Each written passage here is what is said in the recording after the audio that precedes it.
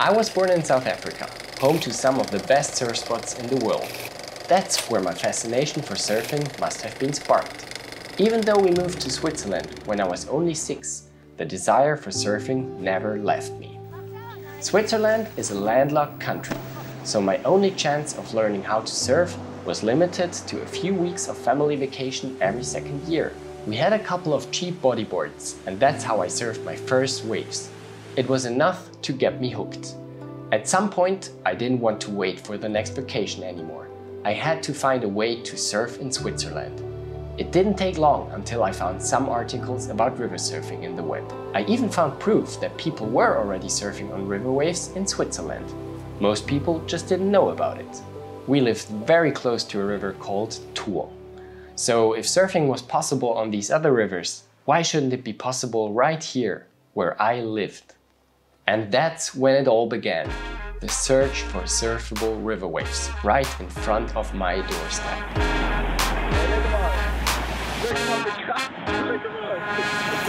The earliest documents I found of myself exploring river waves on the Thur was from 2005, when I took these shots during a flood. Luckily, I was not alone with my desire of surfing in Switzerland. We were a group of friends who were all overmotivated to score some waves. Our first attempts were absolutely ridiculous. We tried to surf anything that somehow looked like a wave. Once you know about river waves, you start to see them everywhere. But most of the time, they will be too small to surf.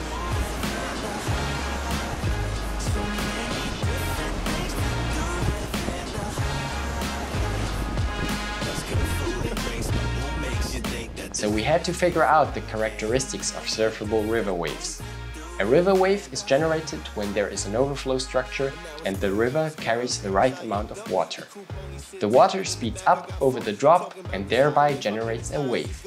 Like most rivers in Switzerland, the Thur has been straightened for agricultural land reclamation and flood protection.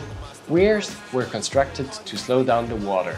River corrections have a terrible impact on the ecosystem, and as it turned out, didn't prove very effective for flood control either. Furthermore, these weirs can become death traps for inexperienced swimmers and river rafters. But we'll get to that later.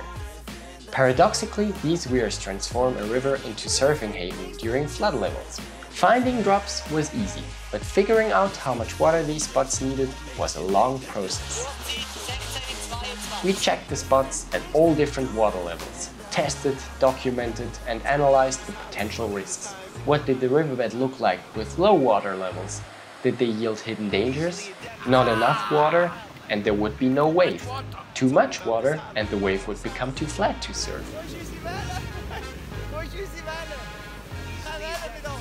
What did the river look like behind the wave? Because if you fall, the water carries you down the river until you reach the bank. Were there any hydroelectric power plants? Would the river narrow downstream and speed up the current, which can make an exit more difficult? Was it possible to create a surfable river wave with some minor adjustments from our side? I remember the day when we dropped this profile into a small channel. We created our first own river wave. It was too small to surf properly, but we were super excited anyway. However, not everyone was delighted with our creative experiment, and we had to remove the profile again.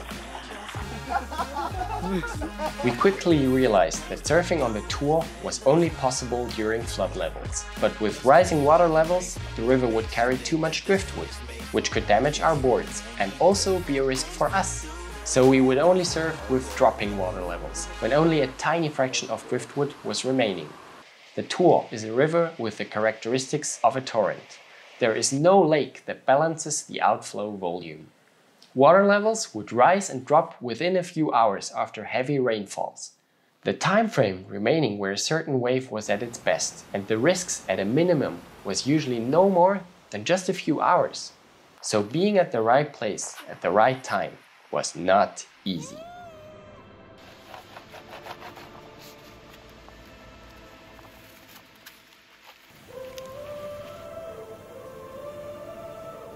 Luckily on our search we met other river surfers who already had much more experience than us. They taught us how to predict the water levels. We studied the river systems, their catchment area for rain, and the different measurement stations of rivers. We learned how to add seasonal factors like meltwater or already water-saturated soil into the equation.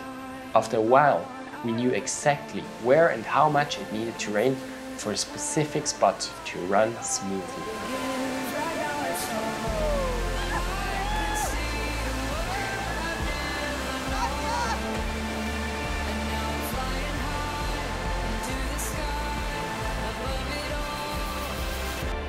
Nothing like I've ever experienced.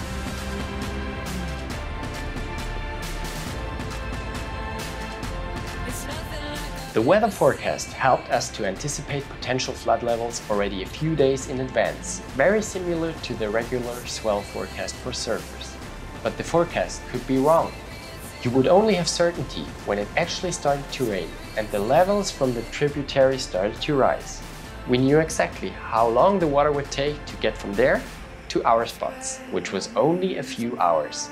That was not much time, but it was enough to allow us being at the right place at the right time. After a while, some firefighters from regions affected by the tour noticed how accurately we could predict the water levels, because we would always show up with perfect timing. They started consulting us ahead of potential floods, so they could initiate the right measurements. It was ironic because while people on social media were accusing us of putting rescue personnel at risk, we were actually helping the firefighters to take the right measures.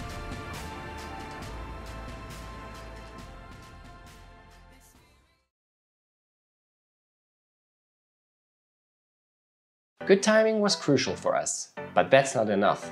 You also need to be an experienced surfer. Since flood waves were only running a few times per year, we spent every single minute of our vacation chasing waves abroad. Some of us, including myself, even worked as flight attendants for a couple of years, giving us the opportunity to surf in the ocean on a regular basis.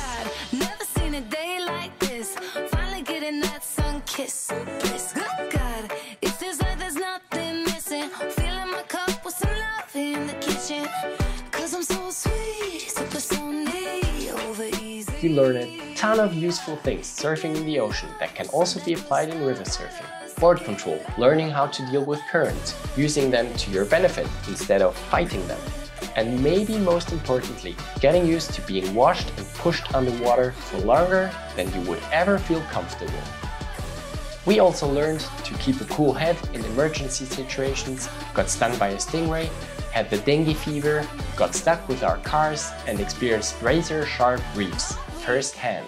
At the same time, other surf alternatives slowly gained traction in Switzerland. Wake surfing became one of the first mainstream solutions to surf in Switzerland. Artificial stationary waves followed shortly after. Both presented safe and easy ways to learn surfing in Switzerland.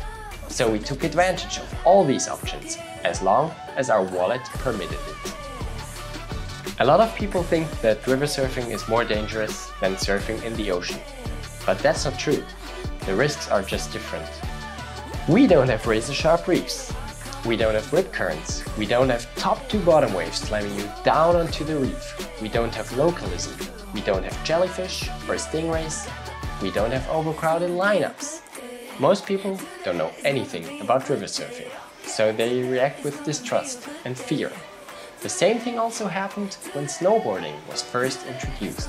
But the operators of the hills want them off. They're dangerous because if one of these skateboards or ski boards, whatever they're called, hit a person, they'd break their leg because they're just like a missile. And most of them have no brakes on them. And they tend to lip you off. You ask them very nicely to leave, that they're endangering the public and possibly themselves. I think the major problem with the snowboards is that they run into people. You know, they can't see behind them, and when you get skiers and snowboarders together on a run, you're looking for trouble. River surfing can be dangerous, especially for people without experience. Some of the most obvious seeming risks are harmless, while others could quickly become life-threatening. So which hazards do you need to be aware of, and what are the measures you can take to reduce them?